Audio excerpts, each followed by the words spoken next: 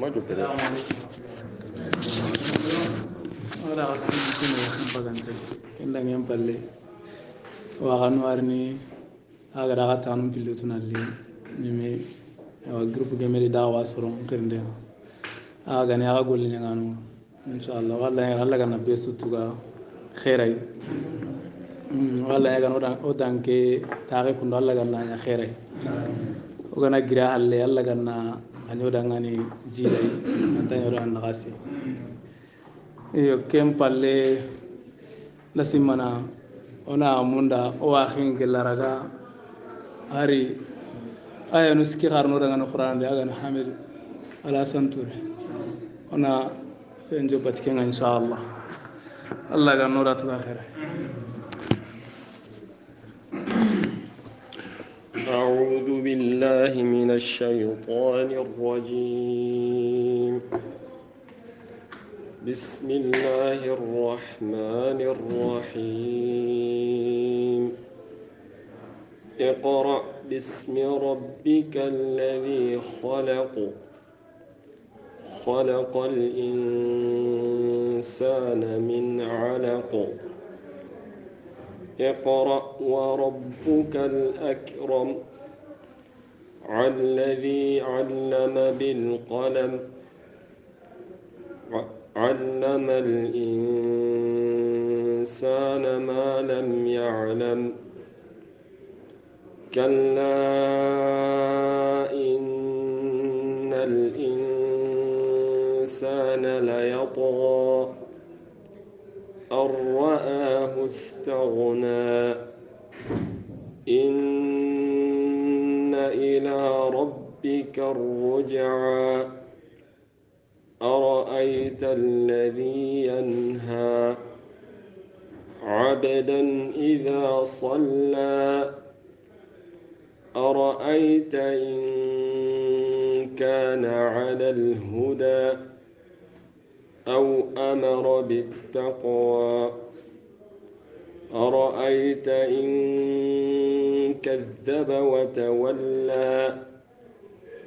ألم يعلم بأن الله يرى كلا لئن لم ينته لنصفعا بالناصية ناصية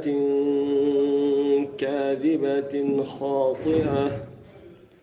فليدع ناديه سندع الزبانية كلا لا تطعه واسجد واقترب صدق الله العظيم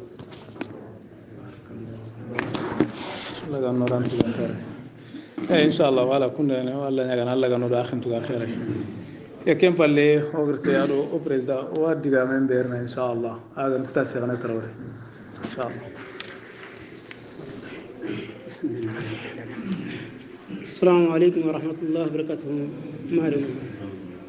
وقا كلا جمدي أغنو من جمدي وادوانا كهوكي ممانتو دانا إلا لغنو لغالا حالان ترندي ومناكي الله سبحانه وتعالى أغرونا كران نقول مقبع أغنو لغا تاقو دنگرانا جنات الفردوس دي أرنو لغا هنونون دي يو نيكي كمانا نيا ونا حقلون كويمين الحمد لله ودى الله سبحانه وتعالى تيغا دي وياغنو غسما واتنا نتوكو خرسو إليوي يا قتم ممانتو دو دبكة سوندي دنيا إلا لغنو دبكة سوندي الحمد لله الله دو ورجع يا ولا دبي ممانتو كومبيكي ولا غرا بين ورجع يا الحمد لله أنغر دبي كومبيكي أنغر دبي مينغا نغالي نينكو أرنو لغالا حالان تروندي يو مينيكي كمانا ني ونا حقلون كويمي كسينو من نغندي الله ما تاغي نوندو دغاني الله لا تاغي وجاغو دنكيا يو هرمات مسو غادي اماتيمي بو غولو بين وانا سينو كوي نغندي ادور كما تيمي غولو بندي ادو حقلا لا بين غوي وني كويمي كو تاغي كوني مانان كني مي هرمات مسو غادي اماتيمي ko ya gun pakanga kati jamake mumancho nantike kawe ti kahoy igame hogun chagana wakin o ya gun pakanga kata kai harmat mesu gadi wamatino o ta kaya ana assalamu alaikum warahmatullahi wabarakatuh kirmana tikin wona hakuna ko mi ko gollu benu ganya ade benu gamanya wona hakuna ko mi tikay ko assalamu alaikum warahmatullahi wabarakatuh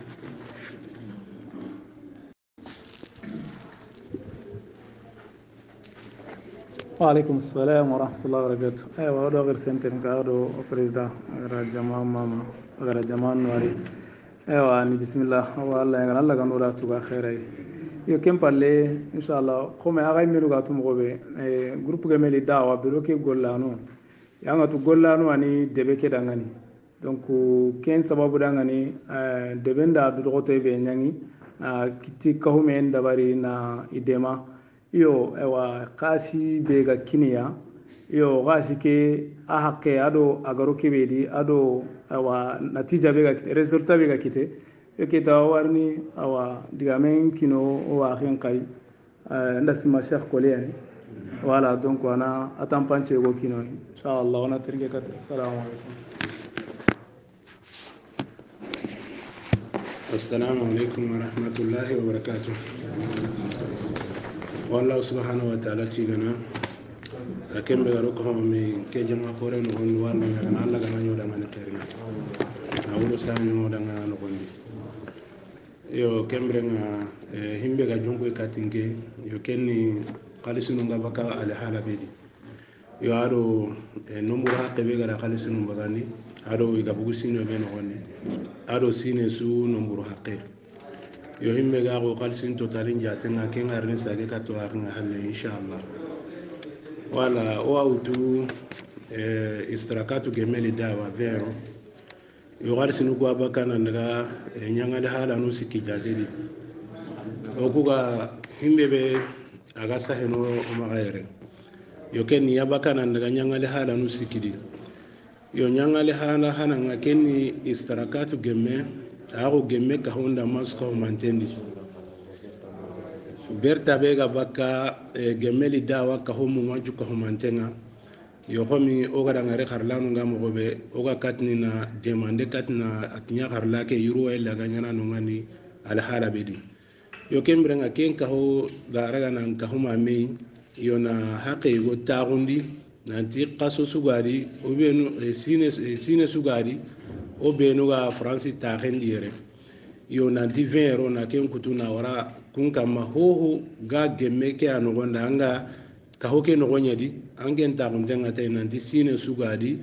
yo ken 20 euro andu nganta ko tay yo ken brenga ken ni ho hananga o hillandinga ora ham nanti kebe gani ke kundu yala humma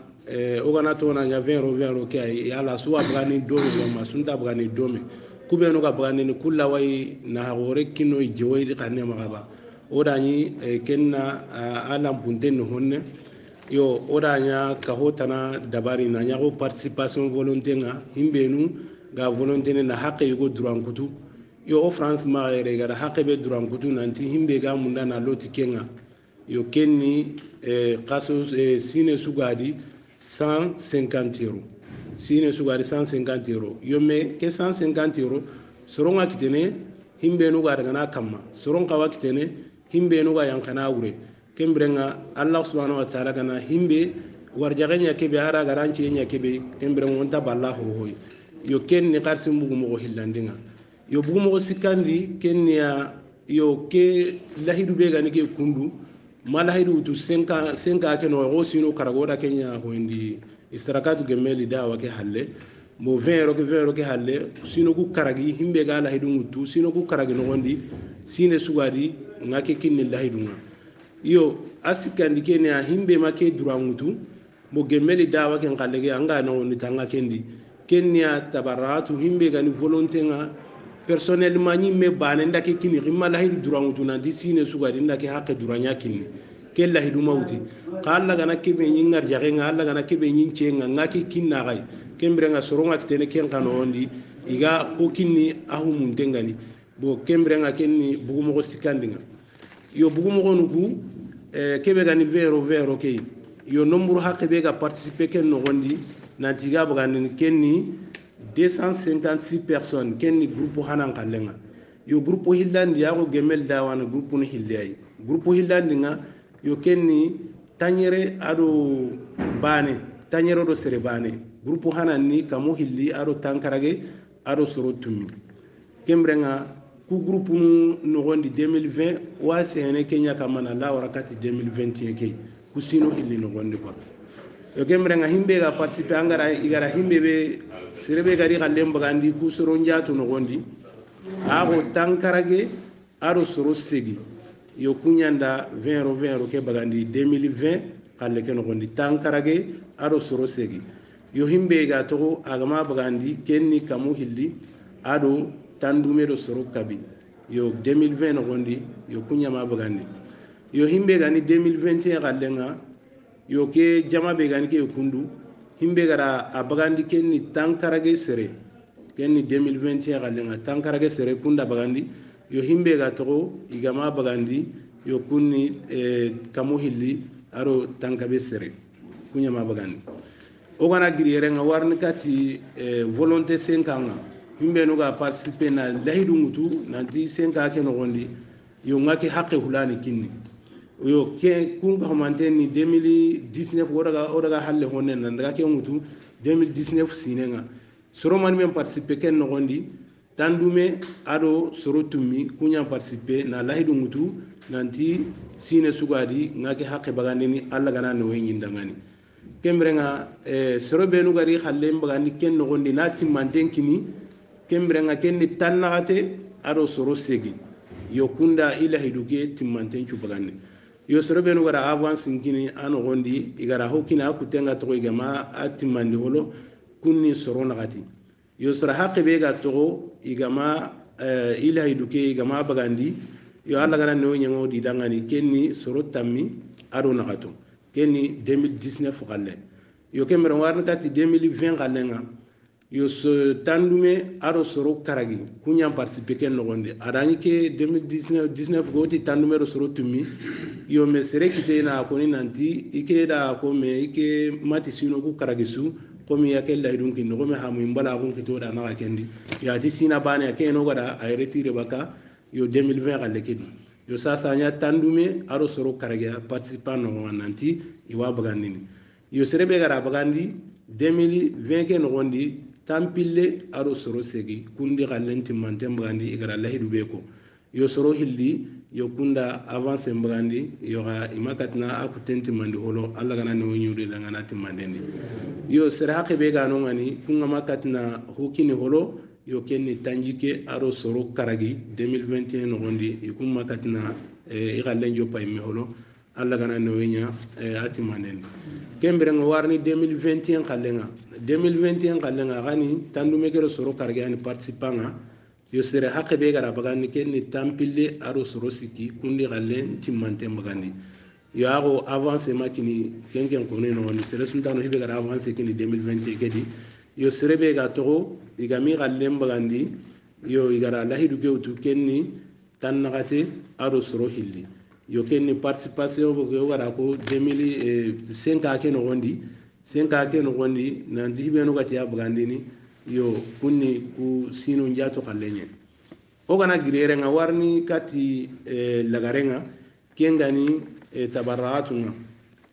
himbe no gara volonté nya aga hititi ku du bana mbesu nanti alla gana no yin dangan wakati ndambesu menta wakati ko na ga dangani alla gana wakati be no ndangani ngake kinni ya Allah subhanahu wa ta'ala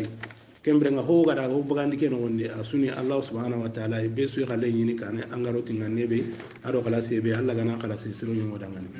wala kembre nga wawtu 2020 galenga 2020 galenga sere haqqe be ga participer na bagandi volontairement kenni kame ado tampille do sorona gati kame ado tampille do sorona gati yo kunyanda abagandi yo kum bagandi mogodi ko daga na nyangale hala no siki yo hodi gallenya galisinga yo hodi gallenya simanga hodi gallenya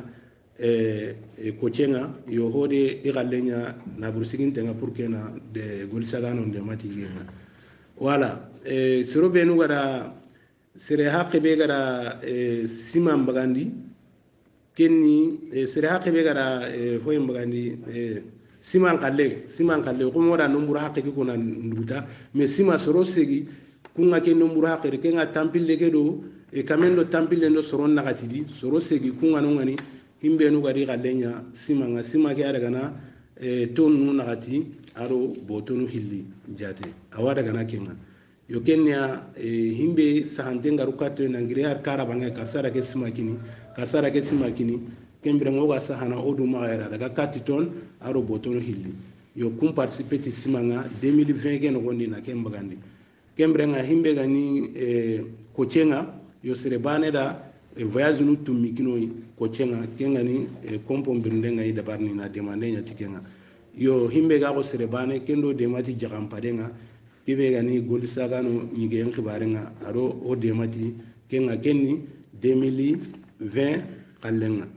yo himbe ga ko 2021 kalle yo kenni himbe no wara demande nya ken no wondi soro hillanda ken demande mbagandi kembrenga hoybe go numru hakabe go kuma gayre na sangu jaman toron kama kenni kay wallahu subhanahu wa ta'ala nya gana alla gana no wenya usuko humantenda ngani wa qarsige bagandi ndendi ado ga bagandi ni na dengen nyangal hala ke bedi aga sabatini walla gana nyuda ngani barajem pokorenga bismillah inshallah assalamu alaikum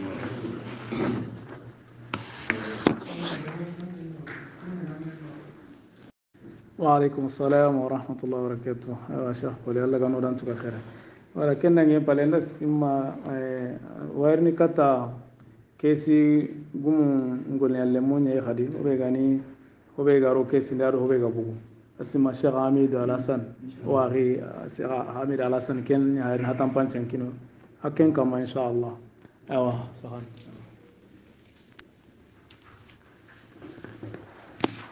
الحمد لله وكفى وصلى الله على نبينا محمد وعلى آله وأصحابه ومن تبعهم بإحسان إلى يوم الدين أغنى واشكوين تسلام أغنكوين يعني السلام عليكم ورحمة الله وبركاته كنا كلونغني هو بخالي أنتنغو كوي كني كيسن كباريني حتى بيغا رو كيس نيادو حتى بيغا بو أدو حتى بيغا تو أدو قرسينغارو نغوبي inshallah Allah ganda hatam panche nondo dangani Allah ganda fami nondo dangani yowa fatam panche ngutu ewa 2020 aro 2021 qarsha kebega kite ala garo ewa nognu ben qarsha kebega kite kusino hili nogondi kenni 49367 euros kenyan kite sino ku hili suko maten 49360 euros ado 7 euros ashe fanga daga na gemu tanjike ado uju tanjike ro milionu hilli ado tanyere ujine ado kamo tumi do tankabe ro goro kabe ashe fanga mekenya 32 millions ujunu tanyere ro ujunu karagi kamo tumi ado tankabe do goro nyeri kenna se fanga a tafsilan garni kharsiga kite mo benu di akite mo gonu ada garo no gonu benu ko rakke ngarni kinye kenga hube ga to kesundi nautu 31 décembre 2019 hube ga yo kesundi ken 13957 euros 13957 euros kunyangi kesun no gonu berta nunga gemu hakabe 2020 berta nga gemu hakabe berta sira hakabe gara berta mbagandi kengani 20 euros kay hakabe ga kite ken 1210 euros kenyan kite kesindi kenyan kite berta nga ase fanga daga na gemu kame ado tankarage do ujunu nyeri do kamo nyeri ado tanate do gorobane agemme ase fanga me kenni berta nye bon 2021 ga bertanga hakabe ga kite kenni 1425 euros kenyan kite bertanga 20 euros kebega baka ke ngemu ken volo fube ga yatini ya hagiya ke hakabe ga ni sino kun karagi no gondi na volonté nan tinkena ke hakabe ga ni sino karagi no gondi ko mi agi ga gera hatam panchi mo gobe bo sorobe no kari khalem bagandi 2020 no gondi kende ga gemu 3530 euros kende ga gemu ken 3530 euros kende ga gemu ken 2020 no gondi mo 2021 kalen gemu 2850 euros 2850 euros asefa ñangemme wa million bane kame aro tanyero do ujunu sikki aro kamo segi do tankabe aro goro karagi kenna asefanga bon debu men karo dema ken nogondi ida 15250 kinoyi ta hananga kenya novembre nogondi asefan daga gemu millionu tamya ahillandi gadi illa amen tanan kinno gadi kenga ni novembre kallenga aga sunya 2020 keno afani juillet 2021 voilà novembre 2020 ida kinoy wala millionu karagi su ko man dengani millionu tamya quoi wala ida 15 ida millionu karagi kinoy novembre 2020 ahalle ille millionu karagi kinoy juillet 2021 wala millionu karagi ille su ko mante millionu tamya wala atabarruat comme sorobenu gatni volonté ikumma laydu to dangani ima ho ko ni garnita na akino fi sabilillah bo kunka kalende ga gemu 2020 kalende ga gemu 8800 euros wala ase fanga daga na gemu uju millionu karagi kame ado tankarage do ujunu nagati ado kamu nagati do tanchege do goro nagati akenga gemme kenga tabarwat 2021 ka kalenga gemu hube kende ga gemu 2345 euros 2345 euros sorobenu ga kharsum gani nanti da kino Allah ya gemu re sabuda yo kunda ga gemu 2345 euros ase fanya ngemme million bane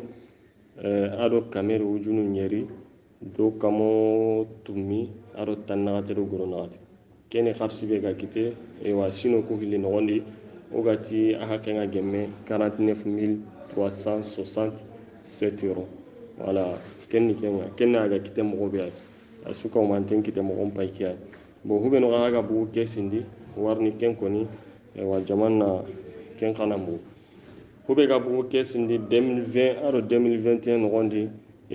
gollen ga jatiya kenni millionu tanna 38 000 euros et 267 euros 267 euros voilà Kenya na ACFA 38 226 267 euros Kenya na trop gara ouais Kenya 38 267 euros Kenya financé quoi 38 026 euros, 70 ah, virgule ce Kenya 38 026 euros et 70 centimes voilà Kenya voilà c'est fanga daga na gemu 24 millions tampille do millionu nagati kame aro tanchege aro ujunu segi aro kamo nyeri do tampille do goro nagati Kenya ngemu hubega finance sino ku hili nogondi tampille ado millionu nagati ado kame ado tanchege do ujunu segi ado kamo nyeri tampille ado goro nagati Kenya finance 38 026 voilà virgule 38 026 euros 70 centimes voilà keni wa hubega aga finance ya agarega mo no beno ko di denga date no beno ado idega mo no yoran ta karsin ju denga ne dome tabane asudaga fonne bo gollu ngarni nya mo be no di yo 30 janvier 2020 oda millionu tummi denga kati wa akhinga jaje touré bomako voilà pour na denga kara ina classe ni gono tagate yo ado 22 septembre 2020 o ille millionu hilli dingane gari ko mo raganta dangini hakkadi mogobe hakkane oranta dangini kendi kharsi khayyen yoga adaga mo ke wala tembre nga ora ku ndenge kara kene komo gara gasnu ndenge dati nu beno yo iganyana gollu beno dabari o warni ken ka ko ni inshallah kembe nga 22 na girno wani 23 septembre kadi 2020 ke kadi o ille millionu hilli tana de ne kati usa sarane kadi e wa madrasa ke gollu ndangani kempalle na nyile 12 novembre 2020 e wa o ille millionu karagi de ne kadi ina gollu gonu nyati kunga kadi gollu ko tafsira a hatan pancho warni kun ko ni Allah dungen kam kempalle na nyile milo bane de ne kadi e wa ina yagarun de matikenga kar yagarunga ni class nu benu tagana sagandi wara milo bane kinya ina dudde matikenga kempalle o ille milo bane de ne kati ustaz nga kadi e wa ina banu ko batikenga kadi kempalle 3 août 2021 o ille milio aro kamero tankarage ujine dingane kati wa sheikh nga kara sasa ne kali kara kempalle na nyile 17 septembre 2021 o ile milionu hilli tana dingane kali na kundinge bwako jokuy gonu nyoko bene wa ina kun ko boni dinge kara kempalle 29 septembre kali o ile milionu hilli tana dingane kali bwako ina kundangin dingane kara wala kun karsunu benu garaga kundu igama daga dome igaraga nan daga na gollu benu dabari wayarni kunya kono ewa oda karsunu ku benu garaga millionu ku tumi hanake be garaga ken daga na class nu siki na kunga na kuntaga kimbaka madrasandi kimbaka karallara uga tin kharlara ke be daga muadu bin jabali ado na banu kobo wala ado na banu kobo kempa tengaraga gemu hakka be class nu ku siki e wado banu ku ko be jonko kenda gemu e wa milionu nyeri game aro tampille do ujunu kabi aro kamo segi do tanchege gode kenda gemu kenga milionu nyeri game aro tampille do game aro tampille do ujunu kabi kamo segi tankabe gode tanchege gode afwan a gemu kenga kengara girno ngani gari o ille class nu siki class nu nagati na kun taga madrasa be to ngani ti madrasatu al ittihad wa ta'awun nan ka hume lagange mu kilendi wala madrasa be ga iren kai ora class nu nagati na kun taga irenga ado na banu ka ko go irenga kala lara kurumba class nu nagati adi banu na kun taga irenga ewa kunga rega gemu hakabe kenni milionu tammi aro nakato aro tankabe do ujunu kabi aro tankabe do ujunu kabi aro kamedo tankarage do goronyeri kalas nun nakati idi banu rega gemu hakabe kenni milionu tammi aro nakato tankabe ujunu kabi kame aro tankarage aro goronyeri kenke mukanga ken palle na nyille na robne londe kharlara ke kay khadi ken kharlara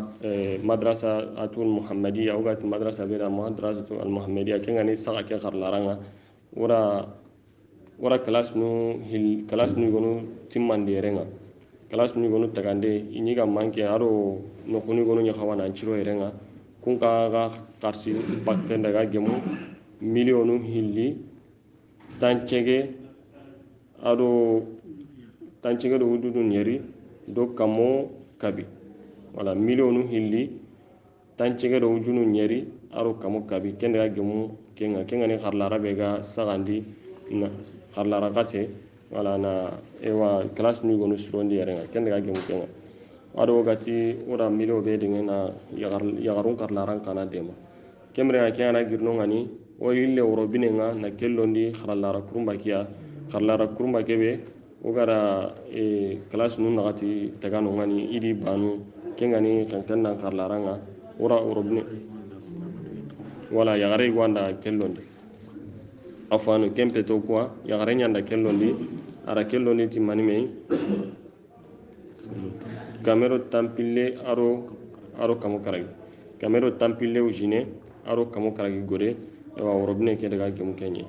kengana girno ngani gadi ewa jamuya igwano ngani association igwano ngani ken qara misri lemes taga ewa kimbakan kharlara kebe tongani madrasatu Muadh bun Jabal wala komo ganyo gara koni mogobe karse kebe garaga kebe gani ke aga finance wala a 2020 aro 2021 nogoni kenya hayken ke kia ogati ewa 24 millions kamo tankarage 24 millions kame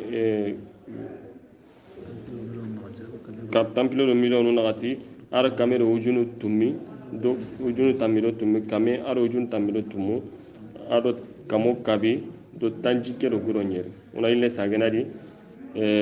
tampilo do millions nagati kame aro ujunu tamiro tumu kamo kabi tanjike aro guronyere sino ku hilli nogondi voilà 24 millions 24 millions 584 685 francs CFA. Voilà, yo kenga girno ngani ewa boy lagare be gano ngani lengi yo kenni hakke be ga to ma kesindi wara garsi kebe denge ya karankonga golladi yo hon to ga kesindi yo aititi wagara kebe su denge asu financer totalement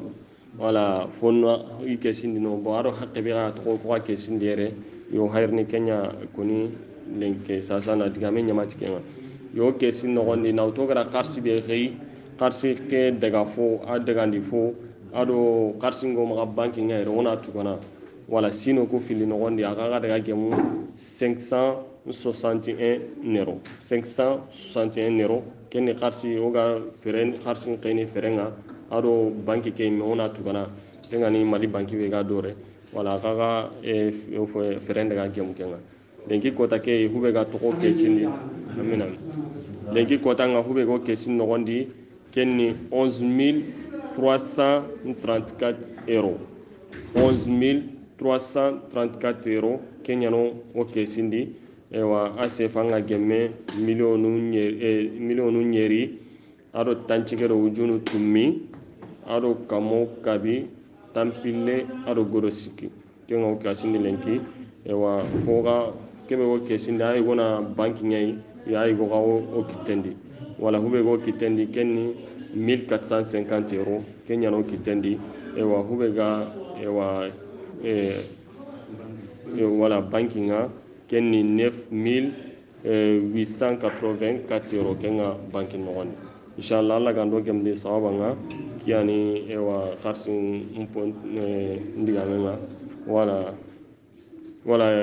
tambi ube tanaga no kharsi be ga kirani ko maga kenta kedi go wala srobe nu ga kirani ga iga bertanu ben baga dina do te mandu benu ga nyana yo kenta ken gondi Allah ga ndo gemde sawanga assalamu alaikum wa rahmatullahi wa barakatuh assalamu alaikum